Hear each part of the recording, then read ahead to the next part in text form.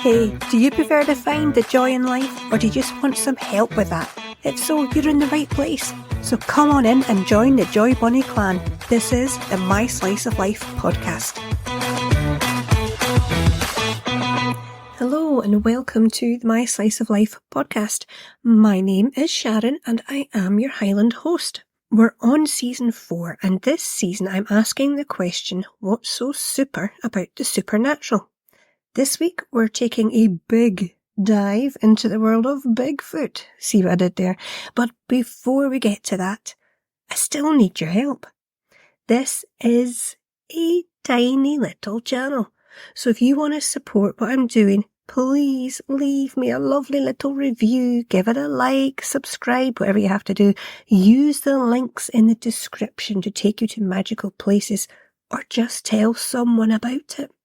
Now, if they're not really into the supernatural, just let them know I cover a whole range of topics. This isn't a paranormal only channel. Basically, whatever I find interesting in life, it can become a topic.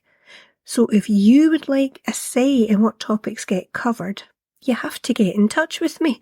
And the easiest way to do that is actually through the blog. You'll find a contact page and the link to the blog is in the description. Easy peasy. Now, let's crack on with Bigfoot. Bigfoot, it's a big topic. In fact, like so many of the topics I've chosen this season, you could do a whole season just on Bigfoot.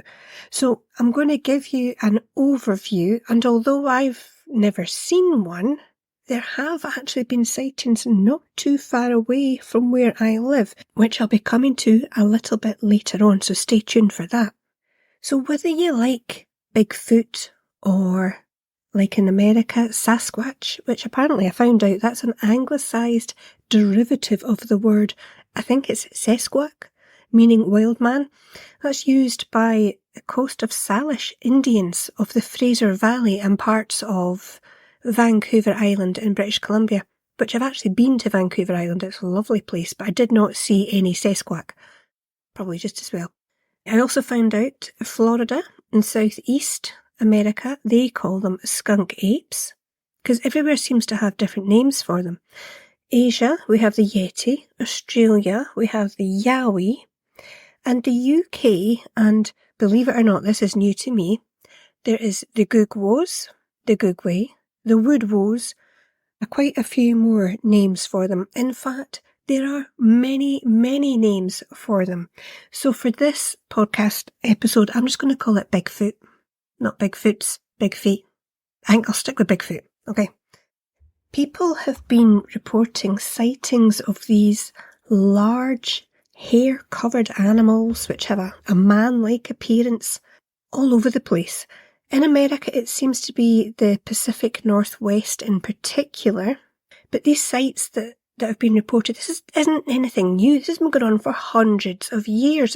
It is, pardon the pun, it's a big thing. It's a big deal here. Many Native American and the First Nation peoples of Canada, their stories in their cultural histories, they talk about peoples of the wilds that aren't human. Now, there are some good stories where they seem to live in harmony. I wouldn't say they're best friends, but, they can live together.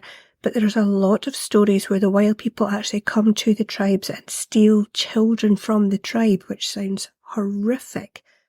And I found a website, it's called thefillfactor.com. Now, he did an interview with a guy called Rick. I think it's Reles, R-E-L-E-S. He's one of the founding members of Bigfoot Field Researchers Organisation. It was founded in 1995 and apparently is one of the oldest and largest organisations of its kind. According to this guy Rick, the hotspots for Bigfoot sightings are Pacific Northwest, like I was mentioning, Kentucky, the Appalachian Mountains, the Upper Midwest, so Michigan, Wisconsin, Minnesota, Illinois. Now there's Wisconsin again. Now, if you listen to the Dogman episode, you'll hear a lot of things go on in Wisconsin, so good luck to you if you live there. The Georgia mountains, Tennessee. In fact, anywhere, if there's going to be a vast forest with lots of water nearby, you're going to get Bigfoot according to this guy. This guy, Rick, he does a lot of research in the woods. He does expeditions, he leads expeditions, takes people out to try and get Bigfoot sightings. He also investigates witness reports and, all that kind of stuff. Now, he says he has seen shadow movements while he's been out doing these things, and these shadows are not human, they're not animal, so he suspects, I would imagine, he's being watched in the woods while he's there. He does say he's actually seen things he couldn't identify as human or animal, so ruling out things like people would say, oh, you just saw a bear. Well, he's saying, no, it definitely wasn't an animal. Certainly nothing that he is aware of. He has heard these creatures, beings, out when he's been out doing these expeditions. Now, here's an interesting thing, I think. He says you can feel their presence, and he believes they can project onto humans something called infrasound, which makes you feel a kind of fight or flight response to make you leave their area. Now, I've heard that before. A podcast I've mentioned before is Paranormal Roundtable, and they talk about this infrasound as well. I believe, if I remember correctly, they mentioned it as well with Dogman and all that as well, that these beings can project this infrasound, make us feel so terrified, either for fun, some of them seem to do it quite in a malicious way, or really just to say, look, you're in my territory, get out. So Rick Rellis, he does advise, if you are going into the woods, pay attention. I was very tempted to break into song there, but I'm not going to. So he said, pay attention, listen for whistles, whoops, knocks, howls, stick breaks. You'll hear all this. If you've been on places like YouTube, you'll see people going out and whooping and howling while they're in the woods. And there are some recordings I've heard where you do hear this kind of whoop noise coming back to them. Personally, I don't advise you go out and start whooping in the woods. You might not get Bigfoot, but you do draw attention to yourself. But of all things, if you're doing all this and you're paying attention and you're in the woods, don't get paranoid. Don't start jumping every time, a twig breaks, for example. But do look out for stick structures which are reported to be built by Bigfoot. So what are these things? Well, although nobody really knows for sure, there are a lot of theories. One of them being it's a kind of communication between Bigfoot, so it's like them talking to each other, so it could be some kind of a language, maybe marking out territory, or maybe just like a warning, you stay away from here, I've claimed this area. Could be, maybe not. Some people think it could just be a shelter that they've made. I don't buy that. The ones that I've seen, I know some of them are very big, so I suppose in that respect it could be, but some of them seem very small for something called Bigfoot, if you know what I mean. There's a theory that it's a nesting site, so it's temporary while they're looking after young. I don't know, possibly. Another theory is it's a cultural or a ritual side to it. It's like a tradition. Maybe it's something to do with their social behaviours or just their own traditions that they have that we obviously know nothing about. So, like I say, they're all theories. Nobody really knows. People do claim, obviously, we're going to get experts in this field like we do with everything else, but nobody really knows. Now, what I have heard suggested by Deborah Hatswell from BBR Investigations, I really like her stuff. She says, if you do come across one of these, yes, take photographs of it, but walk up to it, walk up to the stick structure and take photographs of the woods around you. So while you're standing at the structure, look out the way and take photos of the area around you, because she has a theory that whoever or whatever built it might not be that far away and could actually be standing there watching you. So when you go home, look at your photographs and you might actually capture a picture of Bigfoot, Sasquatch, or somebody who's into bushcraft. Who knows? But you might find something interesting, so good luck with that. Now I want to quickly just come on to the British Bigfoot. This is new to me, which might be a surprise to you. It's not a surprise to me. There's so much of this stuff I don't know about and I am discovering as I go. So for this, I'm going to call it Googway. It could be Googwoes, like I was mentioned. There's a lot of different names and they are coming from an historical perspective. If you look up online you will find that this is mentioned medieval times. It's in pictures, it's on pottery, they're everywhere. So I'm starting to think that maybe it's not all made up. So the Gugwe is usually described as looking like some kind of baboon mixed with a dog.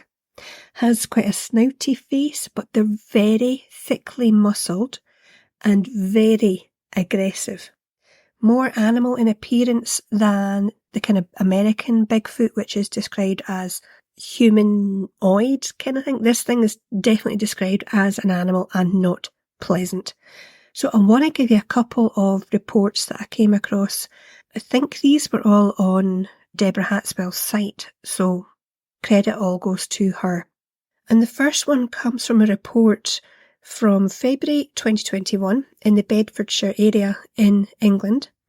And a guy was driving to work and he saw what he described as a British Bigfoot at a river called Ouse. And apparently there'd been a lot of heavy rain and this river had burst its banks and there was water in the fields, and this is a well-stocked river of all sorts of fish, well known to local fishermen, and you get lots of many different kinds of fish. And because it had flooded, there was fish actually in the field as it had flooded. So fish everywhere. And this guy, driving to work, said he saw a Bigfoot in the field. It was about 8 feet tall, at least. Said it could be 8 to 9 feet. Now the guy doing the report was 6 feet-ish, I think maybe just over 6 feet, so he's tall and it was a lot bigger than him. He said it was covered in hair and seemed to be fishing. Now, this is a quote. He said, "You could see the long hair on its face as it leant forwards to look into the water." End quote. He said it was really thick and bulky, and he actually went back to check the area to make sure that he hadn't seen maybe a tree or a log or something and just misidentified it. Checked everywhere. He said there was absolutely nothing in that area to look like what he had seen when he drove past it. And he's sure this thing was fishing for the fish that had come out of the river when it had flooded. Now, another report was from a guy. He came from a small village in Cheshire and he was around 7 years old when he had his sighting, and it absolutely terrified him. He'd gone to play in the local fields, the nearby woods, which him and his friend did quite often, and they made a den there. So he went out to go and look at his den. His friend was meant to join him later on. He said you couldn't see the den straight away. It was like down just out of sight, so you couldn't quite see the den, but you could see trees and things around it. And he said that when he was approaching his den, he saw a huge creature. He actually thought the tree that they'd used had started to grow hair or some sort of covering, but when he looked, he saw this was a creature. It was really hairy, and he said he could see its chest and stomach move as it breathed. Now, he couldn't see the face because of his position, but he could tell that it stood up and it was facing him. And what he did see was this creature put its hands together, like it put its thumbs together and then made a triangle with its index fingers, and a ball of light appeared within the triangle as if it was manifesting energy and manipulating it. The guy said, bearing in mind he was a 7-year-old boy, he was scared to death, and he said this fight or flight, he adds a third one in and he said freeze. And that's what he did. He absolutely froze, too scared to move. And it was as if he was transfixed to the spot. And the only thing that brought him out of it, at one point he was aware that his granddad's dog, which was a huge Irish wolfhound, it appeared beside him. And it had kind of moved just in front of him and putting itself in between the boy and this creature. And it was growling. He actually said he'd never seen the dog look like this, and it was a scary look on this dog. It brought him to his senses, though, this growling, and he legged it home. On the way home, the dog did join him, so it did get away, but it saved his life. There's no doubt. He said this thing was not friendly. He got a horrible sensation from it. Now, if you want the full story, because there is quite a story to this, go on Deborah Hatswell's site and have a look for this. It does seem to be a creature that his family, or at least his granddad, knew about and took care of. So if you want to know more about that, go and have a read. But I did find it interesting that here's a boy going out into the woods, just to play in a den, like I did. We all did that when we were kids, and we never came across anything like this, so I just don't know how I would have reacted, but that's what happened to him. Now, I did say there was a sighting, in fact, a couple of sightings, not too far away from where I live. If you have listened to a previous episode I did on Scottish ghosts, you'll know I'm not far away from Culloden Battlefield. And near there, I think it's about half a mile away from Culloden Battlefield, there is a site called Clava Cairns. Now, I've been to Clava Cairns many, many times. I love going there. It might sound a bit strange when you find out what it is. It's actually a Bronze Age burial site. So we're talking at least 4,000 years old. All the tourists go there, all the locals go there. It's just an amazing, interesting place. That's where the sightings have taken place. In 2015, there was a witness who said she saw a tall, hair-covered, human-like figure over at the cairns. There was a woman that saw it. She said the creature was 7 to 8 feet tall, said it crossed the site, Clava Cairns, the burial site, into the direction of Culloden Battlefield, and this happened when it was just approaching dusk, so you're not talking like night time. It wasn't dark, but just around dusk. And she wasn't the only one. Now, she lives in that area, and there is another witness close by who, I think I'm not sure if he's a farmer, but he was talking about working in the fields, so I'm assuming it's a farmer that owns the fields, said he has seen something many times in that area. So that's Clava Cairns, which, like I say, only half a mile from the battlefield. So what is this creature doing there? Is it looking after the burial site? There does seem to be a link between burial grounds and supernatural or paranormal activity, so I thought that was interesting. I wanted to make sure that I brought that to you. Now, I can't discuss Bigfoot without mentioning children, specifically children who have gone missing, and then when they come back, they tell a story about the bear that saved them or looked after them. And here's an example, and this is quite a recent example. It's 22nd of January 2019. Craven County in North Carolina. There was a wee boy called Casey Hathaway. You might be familiar with the story. Again, I wasn't. He was 3 years old at the time, only about 2 foot 4 inches tall, 25 pounds in weight. About 1 in the afternoon, playing in his grandmother's backyard with 2 other children. I believe they were his siblings. At least one of them was a younger sibling, and they were 2 girls. And when they went back into the house, the family realised that Casey wasn't with them.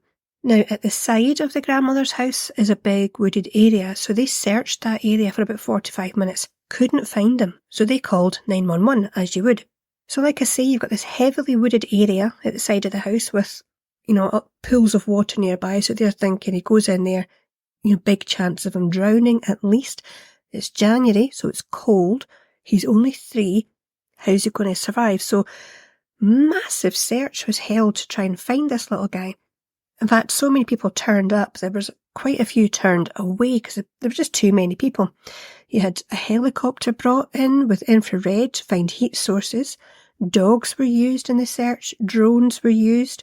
The locals were asked to search their own properties, sheds, outbuildings, all that kind of stuff. Nothing was found, no sign of this wee guy. 2 days later, now bearing in mind this is January, okay, the weather's bad, it's cold. A woman who had been helping in the search takes her dogs out for a walk. When she's out, thinks she hears a child crying. So she takes her dogs home, goes back to that area, and she's, standing listening. Yep, definitely can hear a child crying. Goes and gets a police officer, says, look, come with me and listen. So the cop goes, hears the child. The searchers, people turn up, a lot of people go looking. They find little Casey Hathaway. Alive, scratched, a bit bruised. He was tangled in a thorn bush, but he's alive. So they take him to the hospital. Now, when he's in the hospital, the son of the woman who found Casey went to visit him. And Casey said to him that he had spent 2 days with his best friend, which was a bear. Now, some people say, yeah, that can happen. And yeah, I've heard stories. I've actually, believe it or not, been doing quite a lot of research on this week. And there are a lot of stories of animals who hear children crying, and it sounds a lot like the young of animals. You know, the kind of crying noises that they make. And there are reports of animals looking after children because of this. One report I did find was of a kid. It's somewhere in Africa. I didn't write down where it actually happened, but it was somewhere in Africa. A child was kidnapped and was crying, and lions, of all things, turned up, killed the kidnapper, and actually looked after the child. I don't know the full story of how they got the kid away from them, but this mistaking human crying for animal crying does happen. However, would a bear look after a 3-year-old boy in January when they're supposed to be hibernating? And if it wasn't hibernating but had just spent the last few months hibernating, what are the chances of a 3-year-old surviving that encounter? Wouldn't a bear be too hungry, for example? Wouldn't a bear be so hungry after coming out of hibernation that a 3-year-old boy, well, you know where I'm going with that. I just find it extremely unlikely that you're going to encounter a bear at a time when it should be sleeping and it just looks after you for 2 days. That's Scooby. Now, that story with Casey isn't the only time. And I've just got a couple more examples for you. In 1888, the New York Times ran a story about a 2-year-old girl who'd been missing, and she was found in a valley, and she said a bear had kept her nice and warm. Make of that what you will. Another one, 1955. It was another 2-year-old. These are little kids. Ida Mae Curtis, she spent 2 days in a forest in Montana and said she was comforted by a bear while she was out there. Now, I don't know about you, but do you really think a child of 2 or 3 years old can not only survive out in the wilderness for 2 days on their own, but survive a bear encounter? What's more likely at this stage? I'm leaving that question open. You can make your own mind up. And I want to round off this episode with this thing I found on the internet. I love this. See what you make of this. Have you heard of the Column of Marcus Aurelius in Rome? Right, it's a marble monument covered with carvings showing scenes from the emperor's life. Okay, fairly basic, straightforward stuff. You're going to have, you know, the warriors and all the gladiatorial kind of fighting, all that sort of stuff's on it. Brilliant. Somebody's done a close-up of this thing, and there is, carved in this monument, marble monument, a huge-looking humanoid figure, which is very clearly covered in long hair and has huge long arms. Now, it does have a sort of orangutan appearance, but bigger. Much bigger. There are other figures near it, so I'm taking it they're doing a sort of scale thing here. This thing's enormous. Go and have a look at that online and tell me what you think. The Column of Marcus Aurelius in Rome. I found that, and then I found all these other carvings and pictures, not just in Roman stuff, it's everywhere. There are cave pictures, for goodness sake, from the Aboriginals in Australia of the Yowie. These things seem to be as ancient as time itself, and we seem to have prior knowledge of them. If anything, I would say this is the only time in our history that we are not fully aware of these creatures. There's my theory. So there you have it. Are these creatures real? What do you think? I'll be honest, I think they are. I actually think they are. I think there are too many sightings in too many places from people who, they're not out looking for these things, they just happen to come across them. They can't all be wrong. And like I said, historically these things are showing up in artifacts all over the place. So, that's what I think, based on what I've been looking at just this week. Just this week, I've spent ages looking up all. I found some brilliant sites. Honest to goodness, talk about going down a rabbit hole. Anyway, I will leave you with that. That's it for this week, folks. I will have to leave it there. Go and have a look at these things, seriously, and see what you make of it. YouTube videos, hours, trust me, hours of your life can be spent looking at this stuff. I hope you enjoyed this week's episode, and I do hope that you go and have a look at some of that stuff and and let me know what you think. Really do. Don't forget to use the links down below. They are there for a reason, and they will take you to all sorts of magical and wonderful places, I can assure you. But until next time, friends, you take care of yourself.